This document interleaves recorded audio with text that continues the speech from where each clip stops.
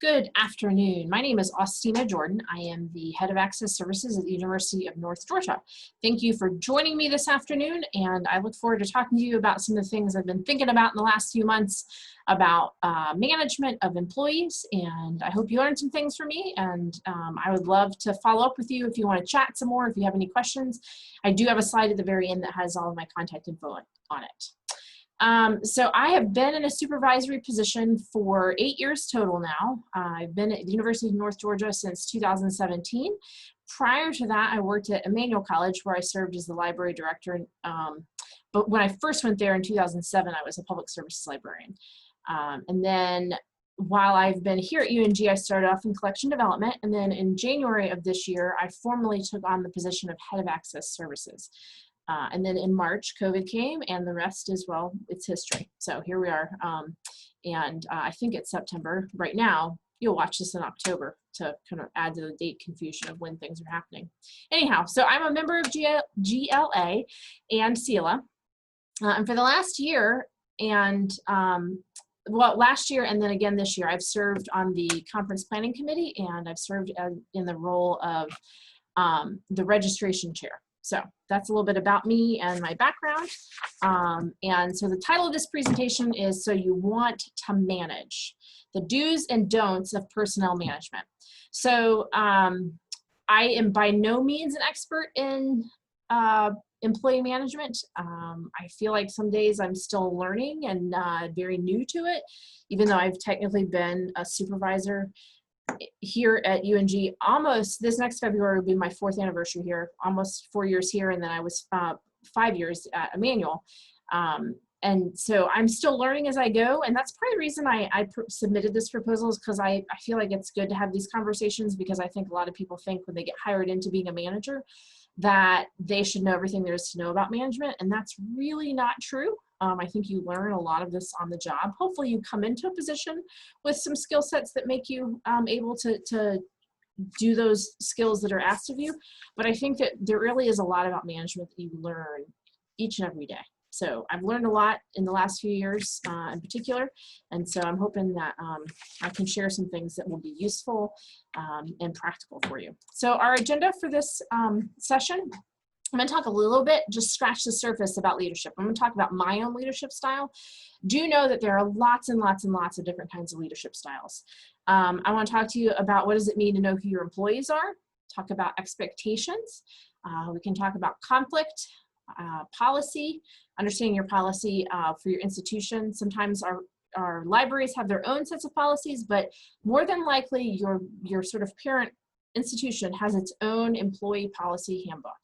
And then we're going to talk some about employee evaluation and feedback, and professional development and mentoring. So that's kind of where I'm at here. I've gathered some resources with you to share with you. A lot of what I'm going to share is not original to me. I do have a resources page at the very end. And you know, we don't have an infinite amount of time, and so I can't cover everything, obviously, but I'm going to sort of touch on some of these things. There's obviously a lot more to management than these areas, but they're things that in particular I've been thinking a lot about lately. The other thing too to know is that I think management really is situational. There's not necessarily a formulaic answer to every situation that you encounter. So just be aware of that, and hopefully you will take away some things from our session today. So the first thing I want to start out with is this chart. So I found this chart in this book here called Becoming a Manager by Linda Hill. It's published by the Harvard Business Review. A lot of the things I talk about are from articles I've read from the Harvard Business Review. I find that website to be very, very helpful. I think that they have really good, useful applications, and they have good scenarios that you can see. You know, it's just a very helpful resource. So this chart in particular talks about what it really means to manage, right? So there's a lot of myth around management, and then there's obviously there's the reality about management.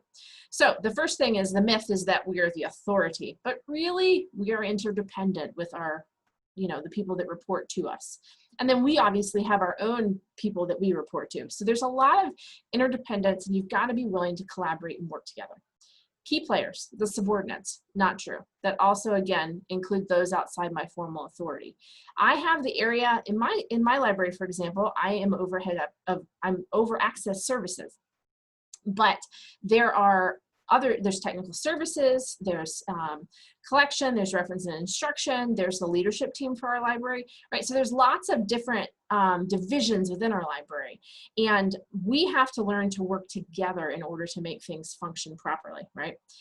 Then we can talk about the sources of power, right? There's formal power, and then the reality is there's everything but, right? So we have to think a lot about what authority means and how we exercise that authority and how we do it graciously. And we're not sort of always bringing the hammer down on people, but that we are working. I think it's better to be looking for ways to collaborate with folks. The focus is, we often think that it's all about managing people one at a time, but it's kind of a both and there, right? So there's if you look there, the reality side, managing one-on-one and you're leading a team. And there's a typo there. So anyhow, leading a team. And and sometimes the dynamic of the team can be complicated, but in your one-on-ones are good. But a lot of this is about finding balance. Our desired outcome, right? So the myth is that it's control through compliance, but really we get better outcomes when people are committed through empowerment, right? When they feel empowered to do their jobs. And the key challenges, coping with complexity. Yes, we have to cope with complexity. We also have to acknowledge that things are going to always be changing. Nothing is ever going to stay the same. We are evolving as people. We are growing. We're complicated. People get new ideas, new ways of thinking. And I think especially those of us who work in academia, I think we are well positioned to have the opportunity to think about new ways of doing things, and that it's good to be expecting change to happen. And then when we think about the essential competencies of management, we often think everything is really, really technical. But really there's this sort of this trifecta over here, right? Of technical, human, and conceptual.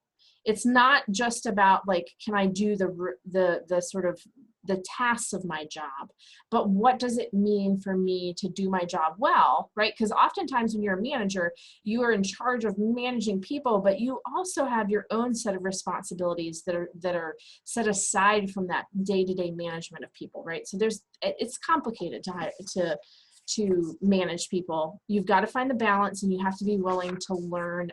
Like I said earlier, you got to be willing to learn as you go.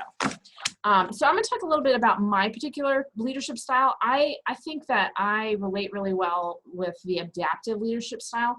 And so this little list that's here, I found it from this website called balancecareers.com. And it talks about navigating business environments, right, which means that we need to be flexible and be willing to embrace change, right? That goes back to that chart I was talking about. And remember that your employees are people and that they have lives outside of work, right? So that's where that leading with empathy, I think, comes in, to acknowledge that your employees are complicated. You're complicated as a person, right? We want to learn to work together in harmony, and to collaborate really well and to communicate effectively. But we should be doing that empathetically, right? And we need to also, though, in acknowledging that people have lives outside of work, we need to respect people's boundaries. If you have the option to be flexible with folks in terms, like, for example, with scheduling, sometimes that goes a long way. And to not be so set in your ways that you are like, this is the way it's always going to be. I'm never willing to change. I'm not willing to make a different kind of decision based on someone else's life change, for example. It's important that we're fair and that we're consistent, but I think there's also space for flexibility. In academics, right, we're on a semester system, and sometimes, like, from one semester to the next, we can have the opportunity to change the ways that we do things, perhaps around scheduling, just as one example. Or if someone's got a special project that they're working on, maybe, for example, I do a lot with staffing at our information desk. Maybe some semesters it fluctuates a little bit in terms of people's responsibility at the desk. And so it's my job to know the big picture and to understand what people are working on and where they might need a little bit of give in terms of making sure that they are accomplishing the goals that we've set. you know, kind of in thinking about leadership and the way that we work alongside of people, I think it's very important that we be mindful that we are humans and that leaders make mistakes, right? So that's where we kind of think about this learning through self-correction and reflection. It goes a long way when you can admit that you've made a mistake, or maybe you had a bad judgment, but be willing to take feedback from your employees and be willing to make changes or correct course when necessary. The win-win solutions here it's about compromise. It's about hearing people out.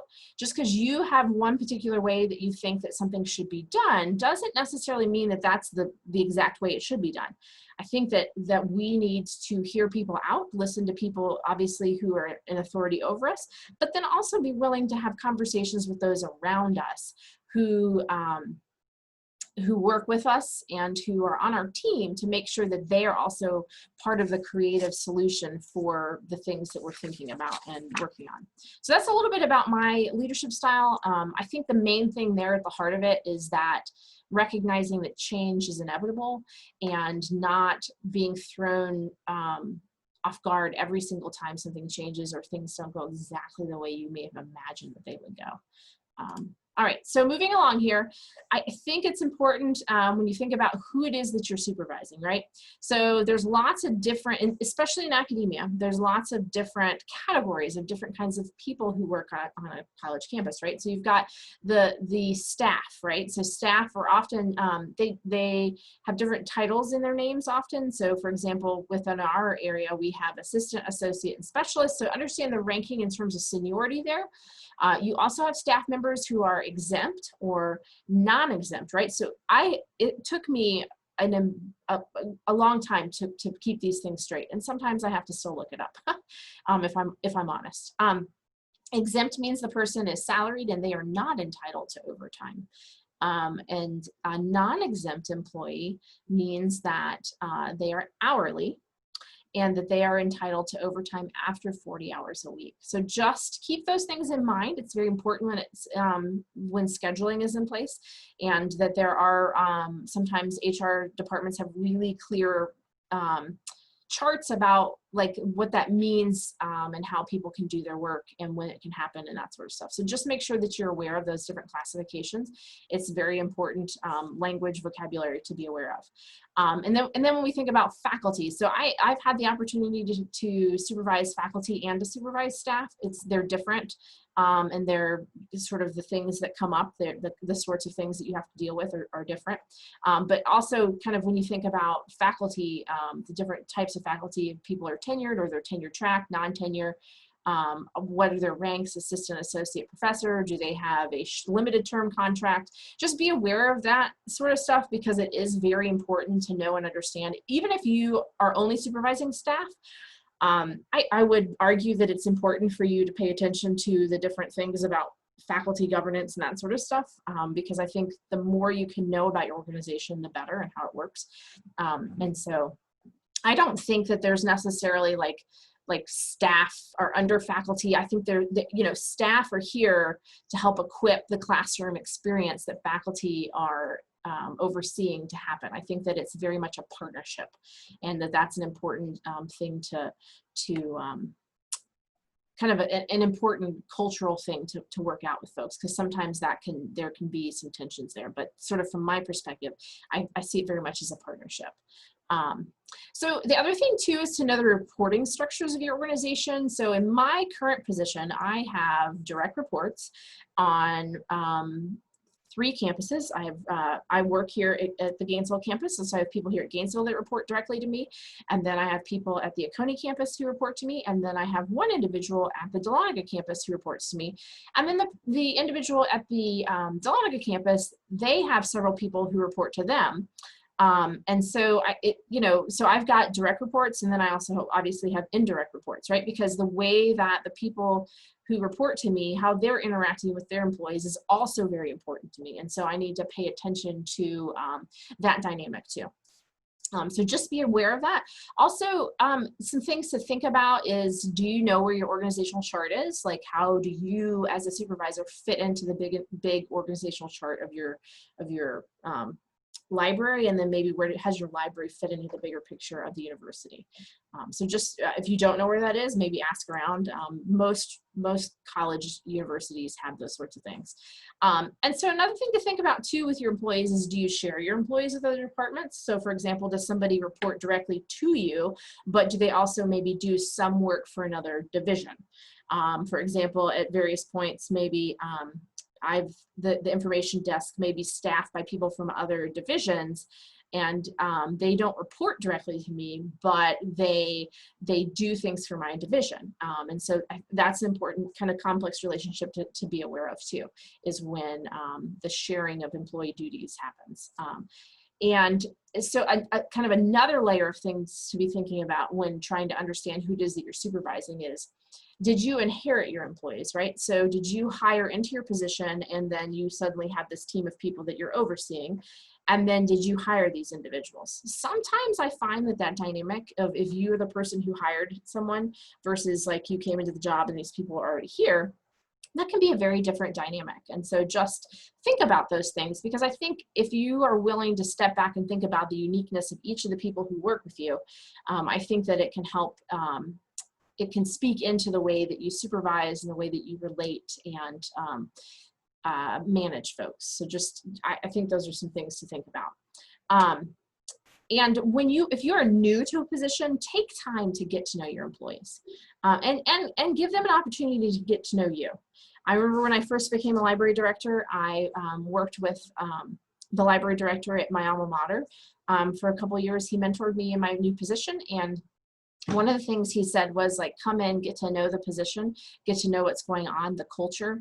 Don't, if you think about that, the analogy of like a bull in a china shop, like don't do that. Like step back, talk to people, see where folks are going and what kinds of things are being celebrated, what kind of struggles might there be, and so that you can really understand the organization and don't come in with a bunch of assumptions about how things are. So just think about that. And so that kind of segues into this, the slide here, the section I want to talk to you about about expectations, right?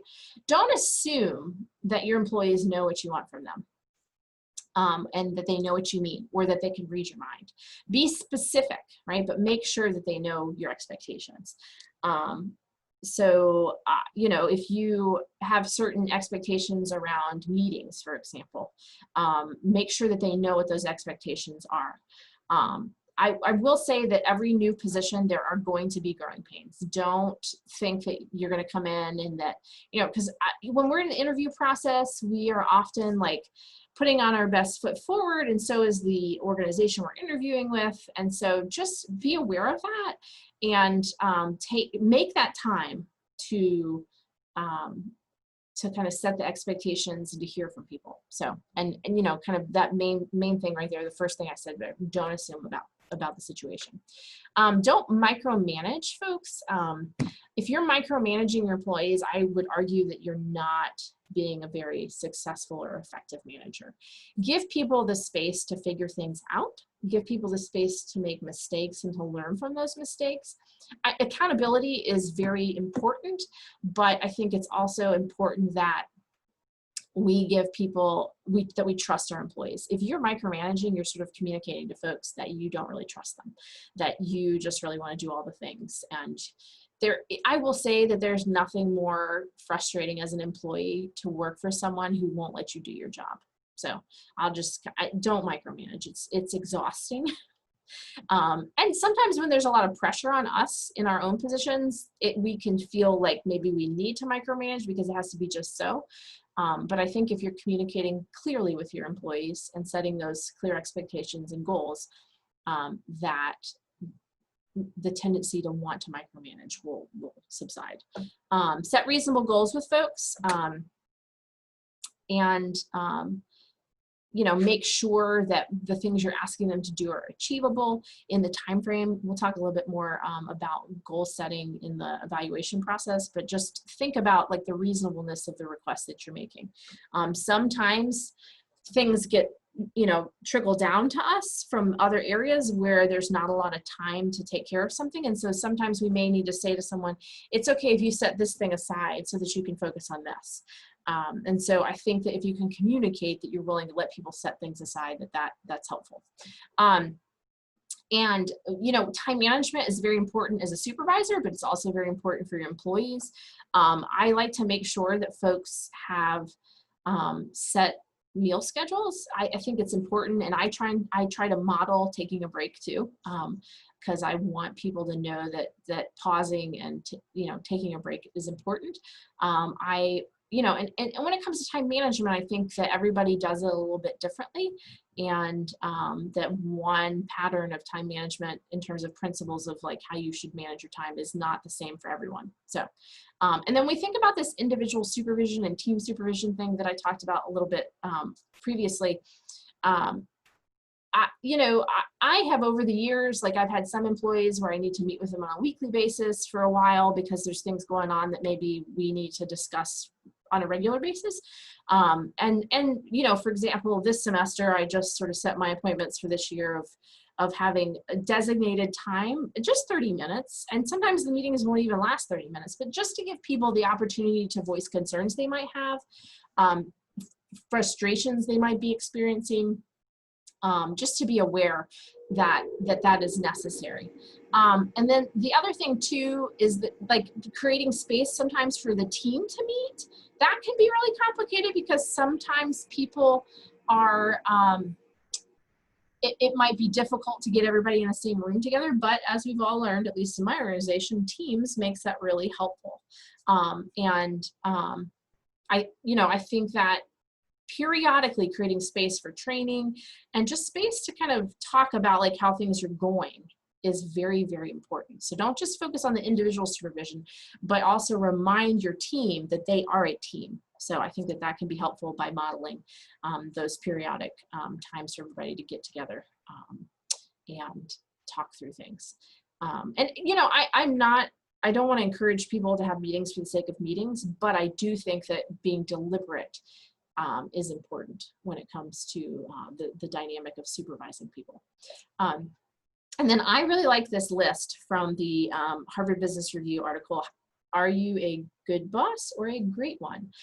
They talked about managing yourself, managing your network, and managing your team, right? So you'll notice that the self-management is what comes first. When we think about management, I think that people oftentimes are drawn to thinking about everybody else that they're in charge of, but really we have to think about self-management first, because if we are not managing ourselves well, it's going to be reflected in the way that we are managing our network and managing our teams. So just think about that, and maybe what does that mean for you in terms of self-management? I know for myself, it means that I actually start my workday a lot earlier than most everybody who works with me, because I need that space first thing in the morning to kind of go through my email, what has happened overnight that I need to deal with before things get going. And so I've learned to be an early bird, just I think to some degree, kind of out of self-preservation, to make sure that I am taking care of the things I need to take care of, and basically creating sort of chunks of time that are not going to be interrupted. So. Okay, so moving along from expectations, conflict, right? Nobody likes to talk about conflict. Nobody likes to have conflict, but it's going to happen no matter what. It just will. My dad always, not always, but he often would say that life is good until people get involved, right? So people, like we function well together sometimes, and sometimes we don't, right? So be aware of that. You got to deal with it. Do not ignore conflict that you know is happening. Don't let it control the workplace, but also don't let it fester. But also be mindful and tell yourself regularly that the folks who work for you, we are all grown-ups. So we need to hold each other accountable, and we need to treat each other with respect, but we also need to manage our workplace expectations, right? Workplace conflict can destroy a work environment if it's not dealt with, and it can make people that you want to retain leave. But it's just one of those things that if you're not comfortable with conflict, you may very well be a good manager, but you got to learn to deal with conflict. So just think about that and just be prepared for it to happen. I don't want to be sort of fatalistic about it, but I think it's also important to think about the, just like, I read this somewhere, I cannot remember where it was, but it was talking about that disagreement is not the same as fighting. And I think sort of culturally, we have this shift right now that if people disagree, they automatically assume that they're fighting with someone. But I would argue though that I think sometimes disagreement is more about like, what does it mean for me to share my perspective that's clearly in conflict with this other person? And so how can we have a beneficial or a useful or constructive conversation to work through that? Because sometimes we're not going to see eye to eye on the way things should be done. Perhaps you've assigned a project to a group of people and 2 of the 3 people think it should be done one way, and then the other person says, no, I think it should be this way. It's important to be mindful. Disagreement and fighting, not the same thing. But you know, civility in the workplace is very, very important. And I think that we need to model good behavior, but we also need to be okay to have hard conversations with each other sometimes when things maybe we aren't seeing eye to eye on something. So, this other article that I would encourage you to read that I found again to be very helpful, Why We Fight at Work. And it talks about the reasons that we fight at work, insecurity, a desire for power and control, and then also this habitual victimhood thing, right? So as a leader, it's important to think about these things for yourself, right? So we want to have a workplace where people can work effectively and constructively with each other. But we need to think like, when am I insecure about things, right? When do I struggle with power and control? How do I even understand what power means? And then do I behave like a victim? Like, what are the kinds of things that trigger me to have those sorts of behaviors? And so think through those things for yourself, be working on those for yourself, but also be aware that these are very common sorts of things that people struggle with, I think, especially insecurity in the workplace. Maybe someone has had a negative experience in the past and they feel like someone's out to get them. But I think that that's where our role and responsibility is to affirm people. And then, you know, this reflection, the self-reflection, it goes a really long way. And I think that it should actually be a consistent part of our work lives. And so you got to make space for that sort of reflection. So, all right, so policies. I'm not going to get into a ton of nitty gritty here because every organization has different policies, but I do think that it's important to just say, like, if you don't know where your employee handbook is, go find it, print yourself a copy, download one, make sure your employees know where it is. When you're onboarding people, make sure they know where the employee handbook is. The employee handbook is sort of the administrative law for your organization. It's important, it's your responsibility to know what's in that policy manual. It's not exciting to read policy manual, but it is very, very helpful. I've had more than one occasion where I had an instance that something came up and I actually had some things to fall back onto in the handbook that I wasn't aware of because I had not read the policy manual very carefully. So just be aware of that. Be aware of your organization's leave and absence policy. You know, if somebody calls out repeatedly at the last second, like oftentimes those sorts of scenarios are clearly addressed in HR manuals. When it comes to the leave and absence policy, give your employees the space to take the leave that they've earned, but also make sure that you've clearly expressed and articulated them what your expectations are for planned absences in particular. I think that's helpful, especially around holidays when sometimes maybe, you know, if you're still open, for example, over Thanksgiving, like the Monday, Tuesday, Wednesday leading up to Thanksgiving. You know, what does it mean to make sure that like you don't have 10 people gone and only 2 people around, right? So think about those things, what your expectations, what's fair, what's equitable, and think about them ahead of time so that you're not caught off guard when things come up. And then also be aware of things on the HR website, like where the pay schedules are. You know, knowing some of the sort of nitty gritty things that are on the HR website can be helpful.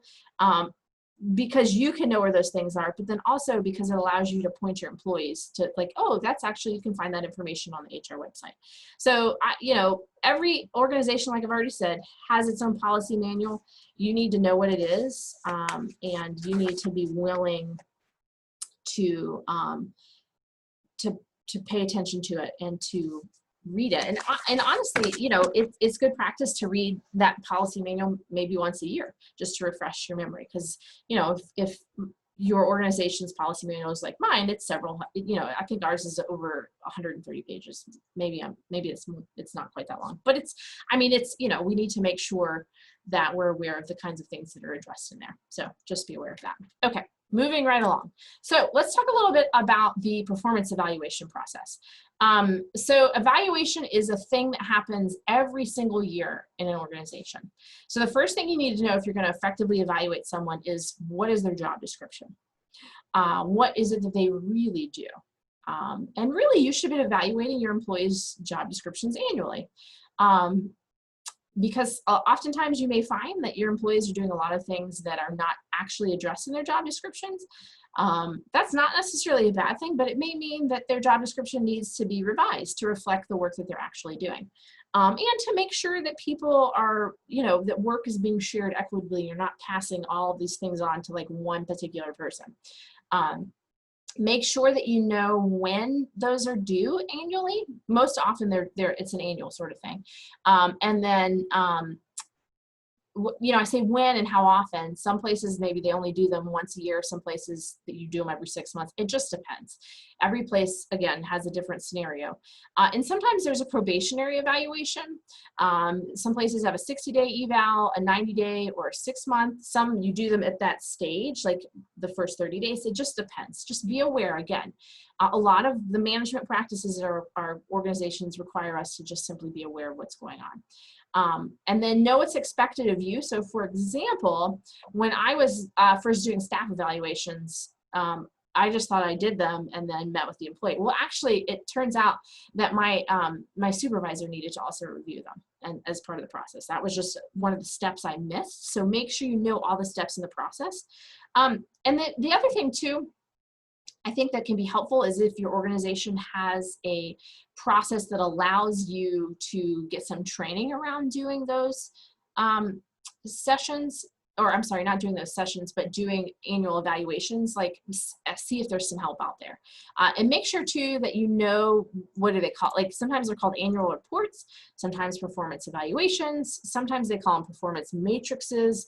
Some places you have, it's a combination of like a Likert scale rubric, and then you also have to do some narrative portions. Sometimes you write a section and then the employee writes a section. Just be aware, you know, that the faculty evaluations are often very different than what the staff evaluations look like. They go over a lot of the same sorts of things, but the goals and expectations are very different. The performance evaluation is an opportunity for you to celebrate achievements, and an opportunity for constructive feedback, perhaps if there's maybe some workplace development that needs to happen. And when you're doing evaluations, be prepared with concrete examples. Do not be vague. And also don't say things like, you always do this, or you never do that. Or why can't you be like so-and-so? Don't do that, right? Do not do that. It's very important how you phrase things. And the other thing too that's really important that I've read in materials that talk about the performance evaluation process is avoiding the evaluation of someone's personality traits. Focus on the job expectations for performance. And then I think lastly, when you're doing these evaluations, set measurable goals that you both agree on. And this would be SMART goals, right? So specific, measurable, achievable, relevant, and time-bound. So for example here, we've got, I'm going to read this example of a goal that's ineffective. Improve customer service. That's not helpful. Instead, say, complete customer service training in November and provide new best practices to the department by end of fourth quarter. That is an effective way to, that's, you know, an effective way to set a goal, right? It's got those elements, the specific, measurable, achievable, relevant, and time-bound. that. I think that those kinds of goals are going to be helpful. And make sure you're asking your employee if there's any ways that you can support them. How can you better support an employee? And if you're having to have a hard conversation with someone, I think that it's important to role play, however awkward that may feel, and that maybe you have the conversation out loud with yourself and you just sort of think through it. And sometimes another thing that can be really helpful is to write out what it is that you need to say ahead of time. I'm not saying that you need a script going into a difficult conversation, but sometimes if you can process through and write through the things that you're thinking about ahead of time, that it can be constructive and it helps you to communicate more clearly. And if you're in an instance where maybe there's some progressive discipline that's necessary, here's a couple things. A chart I once saw that talked about the steps, right? So there's coaching, verbal warnings, written warnings, suspension, and then, you know, hopefully it would never get to this, but sometimes termination is necessary. The thing that you have to think about with that is that if you're in a situation where there's discipline is necessary, you should be having conversations with HR about that. Don't go rogue on your own doing stuff. Like, HR probably has a process where you should be informing them of what's going on. Hopefully you're never going to encounter this, but know that HR is there for this sort of thing if it's necessary. And then kind of, you know, I talked a little bit about the evaluation training. Our university, the HR department, every semester offers a supervisor training program. So look around, ask if they have something like that. It was very, very helpful. Even though I've been a supervisor before, I found that I learned a lot, and I was challenged to think about things in ways that I had never thought about before.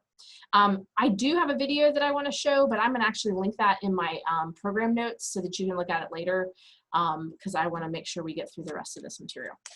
Okay, so professional development and mentoring. So professional development is not just for the people in charge, it's not just for the leaders, it's also for our employees. So we want to make sure that our employees have the opportunity, either if it's internal training, if there's things that are happening on campus they can participate in, look for ways for them to be developed as in their positions, but then also kind of as a person, like what are some things they can be doing that you can help, and ask for their feedback. Sometimes people may have ideas that they'd like to participate in.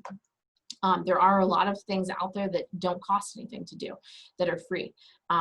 And you know, as a supervisor, I encourage people to look for someone to mentor them, either formally or informally, but also maybe look for an opportunity for your employees to be mentored. Some organizations, if you bring on a new employee, they have an employee mentoring program where they get paired up with someone outside their department. It just helps them get to know the campus a little better. I think it's effective. And then make sure that you're creating space for learning, and make sure that you're creative about how you're doing that. You know, I think part of the process with wanting to learn and to be mentored is requiring that people, or I'm sorry, it's not requiring, but I think it's important that people feel like they are engaged in the workplace and that their work matters. So I also, in my resources page, I have 3 articles I wanted to share with you all. One is about onboarding in the library specifically, because I think there's some unique things that we have to think about when we onboard employees in a library, both faculty and staff. There's also an interesting article about workplace barriers for employees with disabilities. And then there also is another article, I think it's buried in here, but it's about what we keep in our employee files. I think that is useful to read, because I think it offers some things that most people probably don't think about on a daily basis. So, all right, moving right along. So I found this list. I think it's really helpful. You read through it real quickly. I'm going to highlight a few things. It's top 10 mistakes that management makes when managing people. They fail to get to know their employees as people. They fail to trust, right? The second one there was failing to provide clear direction. They fail to react to problems and issues that will soon fester if they're ignored. And they're not treating all employees equally. It's very, very, very important that you treat your employees equally. You cannot show favorites. You cannot You just can't do that. It creates a really, really bad work environment. And then below I have linked the article that this came from that talks a little bit about some of these things in more in depth. And so I think it's useful to think about those things and maybe to rewrite the list about like how you could be doing those things in a positive way. And then I found this little graphic that I thought was really good about what makes for happy employees. Provide them with opportunities to grow their knowledge and skills, communicate honestly and frequently with each employee in your group, show appreciation. It's very important to show appreciation for your employees. But again, know kind of those boundaries, like here they're showing a birthday cake. Maybe some people don't like celebrating their birthday. It just depends. And then the last one there, it talks about investigate ways that you can show respect in the workplace. We want our employees to be happy. We want to be happy at work, as do they. And so I think that if you can, these are just a few simple things, but I think it's a good little infographic to kind of remind you of what direction we should be headed in. And so we're actually out of time, but I had this case study that I will link to in the bibliography that's really helpful, that's talking about an employee who previously was a coworker with someone and then becomes a boss, and there's some complicated dynamics there. And I think that it's a pretty interesting case. And again, if we were in person together down in Macon, I would have, we could sit around tables and talk about these things. But this is a good case study that I think gives you some good introductory things about some of the challenges that you might experience when supervising, and especially if you move into a supervision position internally. All right, here's my contact info. I felt like at the end there I was running a race, so sorry if I went a little too fast at the end there. Lots to cover in 40 minutes. So I hope that you got some practical information from this presentation. I hope that my resources are helpful. Please don't hesitate to email me if you want to ask me some questions. You can use the good old-fashioned telephone too. That's cool. But if there's anything during the conference, if you want to connect, I'd be glad to chat with you and answer any questions that you might have, or share your own ideas about things you've learned about management. So without further ado, let me click over here. There's my references page. And again, this information will get shared, I think, on the Whova app, or I'd be glad to also email you my PowerPoint if you need me to. So have a good afternoon. Enjoy the rest of your conference, and I will see you around. Bye.